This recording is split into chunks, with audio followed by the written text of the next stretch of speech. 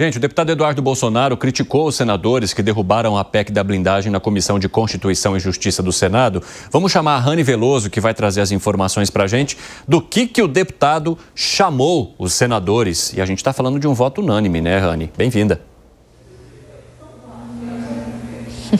Obrigada, Evandro Cini. Boa tarde a você e a todos que nos acompanham ao vivo, direto de Brasília. Pois é, foi unânime. A gente mostrou aqui ontem ao vivo essa votação na Comissão de Constituição e Justiça e depois o arquivamento pelo próprio presidente da Casa, Davi Alcolumbre, mas essa decisão do Senado não agradou parlamentares, sobretudo da oposição e do centro. A gente lembra que até parlamentares da base governista também votaram a favor dessa proposta na Câmara. Mas o deputado Eduardo Bolsonaro, que segue nos Estados Unidos, essa posição sim chamou a atenção porque ele criticou não só os governadores, não só os senadores, mas também os governadores de direita.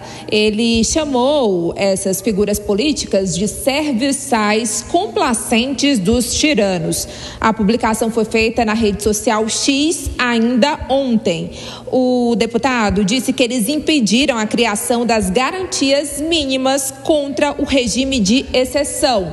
No caso, ele se refere a esse regime de exceção ao judiciário. Também disse que eles são reféns de desinformação e engodo e optaram por manter os poderes ilimitados da burocracia não eleita por puro medo politiqueiro, fecha aspas, do deputado federal Eduardo Bolsonaro, que justificou ali a sua posição dizendo que essa proposta era apenas para criar mecanismos de proteção contra esse regime de exceção que ele classificou o judiciário como corrupto. Essa manifestação não é nenhuma surpresa, inclusive agora há pouco, há cerca de 1 hora, novamente nas suas redes sociais, ele deu um exemplo ali de deputados estaduais que esses não têm foro privilegiado, portanto, eles também passam por avaliação dos seus pares, e o caso de um deputado estadual que foi solto exatamente por não passar no Supremo Tribunal Federal. É aquela história que ele vem alegando de perseguição política. A gente lembra que essa proposta da blindagem, ela ganhou força depois da prisão do ex-presidente Jair Bolsonaro, no dia 4 de agosto, prisão domiciliar decretada por Alexandre de Moraes, e os deputados da oposição ocuparam a mesa diretora da Câmara e ali foi negociada essa proposta da blindagem, até porque há outras investigações no Supremo Tribunal Federal contra deputados e senadores, até por desvio de emendas parlamentares. Seria ali um mecanismo de fato de proteção, como o próprio Eduardo Bolsonaro falou, e a gente sabe que essa proposta ganhou força exatamente pelo corporativismo, mas por causa do recado que foi dado nas ruas, teve uma repercussão no Senado, que optou até com nomes da direita por arquivar, por enterrar essa proposta. Como, por exemplo, Carlos Portinho, do PL do Rio de Janeiro, Rogério Marinho, do PL do Rio Grande do Norte, líder da oposição. Esses também fazem parte da CCJ e votaram a favor do parecer do relator, que foi ali contra a PEC da blindagem, que previa autorização dos parlamentares que, por exemplo, poderiam ser investigados nesses casos, inclusive, que eu mencionei. Se essa proposta tivesse sido aprovada, o STF teria que pedir autorização para o próprio Congresso Nacional para abrir qualquer processo contra esses deputados ou senadores. Evandro. Obrigado, Rani. Ótimo trabalho para você aí em Brasília. Alan Gani, deputado Eduardo Bolsonaro está criticando. Ele coloca o seguinte: vocês são reféns de desinformação e engodo. Optaram em manter os poderes ilimitados da burocracia não eleita por puro medo politiqueiro. Você concorda com o deputado? Não concordo. Eu acredito que ele faz um diagnóstico correto em relação à disfunção do poder judiciário aqui no Brasil, algo que eu também chamo a atenção.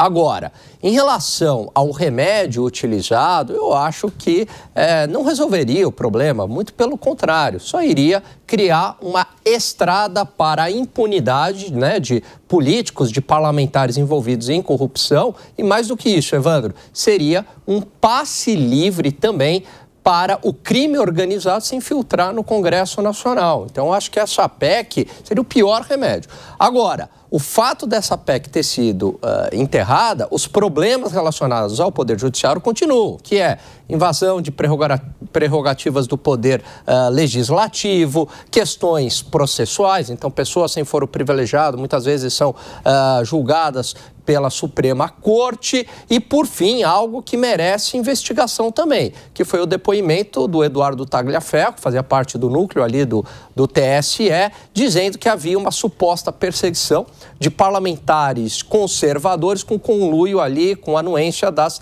redes sociais. Isso merece também investigação. Agora, o caminho não é a PEC da blindagem. E para você, Bruno Musa, você acha que os parlamentares que negaram essa PEC ali no Senado, e nós precisamos lembrar também que parte desses parlamentares é do PL, senadores que inclusive mudaram de ideia depois de ver a manifestação nas ruas e nas redes sociais, manifestações que condenaram esse PL que poderia abrir espaço principalmente para a falta de transparência, porque aquele dispositivo que eles utilizaram para encaixar o voto secreto, quando houvesse necessidade de autorizar ou não uma ação criminal, uma ação penal contra um parlamentar, aquilo ali repercutiu muito mal e, de fato, já enterrou a PEC naquele momento. E os parlamentares do PL que estão no Senado também entenderam dessa maneira. Então, ao fazer essa crítica, o deputado Eduardo Bolsonaro a lança contra os seus pares, aqueles que também fazem parte do mesmo partido que ele e que, em muitos momentos, defenderam ou defendem até hoje as mesmas ideias ou projetos de Eduardo Bolsonaro. Você acha que eles são serviçais, hein, Bruno Musa? Bom, quando nós olhamos todos os diversos índices que tem disponíveis por aí para olharmos de corrupção, o Brasil ele está liderando isso. Nós lideramos coisas que são negativas, infelizmente. Ou seja, essa PEC, ela daria mais impunidade no país da impunidade. Na minha forma de ver, seria mais um tapa na cara dos brasileiros, todos nós aqui. E acredito que grande parte, eu conversando com pessoas próximas, todos com perfil político-ideológico muito parecido ao meu, defenderam a mesma coisa, que essa PEC não poderia passar de forma alguma.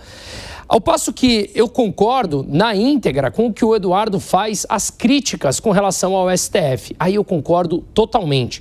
Mas eu acho que, muito bem colocado pelo Alan, não é porque o STF hoje excede os seus poderes e ele tem em sua gaveta ou na sua manga o poder sobre muitos parlamentares, uma vez que grande parte deles tem algum tipo de processo no STF, se nós acharmos o caminho da impunidade, o único caminho, nós permaneceremos nessa roda de rato o tempo todo e não destruiremos a real base do problema, a impunidade como um todo no Brasil. Então, se nós queremos que a impunidade prevaleça, talvez esse fosse o caminho. Então, de novo, o STF passou em muito dos seus limites e continua passando. A gente precisa endereçar um problema com relação a isso. E o caminho não é você dar impunidade a quem tem processos para serem julgados pelo STF. Isso cria todo esse sistema em que nós somos obrigados a financiar, não podemos questionar, e aí, obviamente, a corrupção corre a céu aberto debaixo do nosso Felipe Monteiro, você entende que Eduardo Bolsonaro estaria exagerando na medida e nas cobranças vindas lá dos Estados Unidos? Não, com certeza. Eu acho que o Eduardo Bolsonaro foi para os Estados Unidos e não enxergou a opinião do povo e da população em relação a esse assunto. Não tem nada a ver com STF e Congresso, essa questão. Perpassa pela busca da impunidade mesmo, né? Você pedir autorização da Câmara dos Deputados e do Senado Federal para autorizar a investigação de político não é o caminho adequado para resolver nenhum tipo de problema. Pelo contrário, isso só vai acentuar a impunidade, isso vai acentuar essa casta de privilégio que, infelizmente, tem na nossa casta política. Tem um problema, que foi colocado aqui muito bem pelo Gani e pelo Bruno Musa, né, que é o fato do STF avançar a prerrogativa do Congresso Nacional, mas a solução não é essa. A solução seria talvez discutir a questão do foro privilegiado, seria discutir também as atribuições, né, do STF. É absurdo o STF discutir e decidir assuntos criminais. Né? E algo contraditório que esse projeto trouxe e que as pessoas ficaram sem entender foi o lance relacionado ao foro privilegiado para presidentes de partidos, porque até ontem os deputados estavam querendo tirar o foro privilegiado deles mesmos para que eles pudessem ser julgados na justiça comum diante do que eles chamam de um ativismo judicial no Supremo Tribunal Federal. Aí, na semana seguinte, há uma outra discussão relacionada à PEC da blindagem em que eles demonstram a necessidade de foro privilegiado para os presidentes de partido. E aí todo mundo ficou, ué, mas vocês querem tirar o foro privilegiado ou vocês querem conceder foro privilegiado? Porque até então a crítica era para o tamanho do foro privilegiado, ou seja, o tanto de gente que está abaixo do foro. E aí, de repente, você quer incluir mais gente debaixo do foro?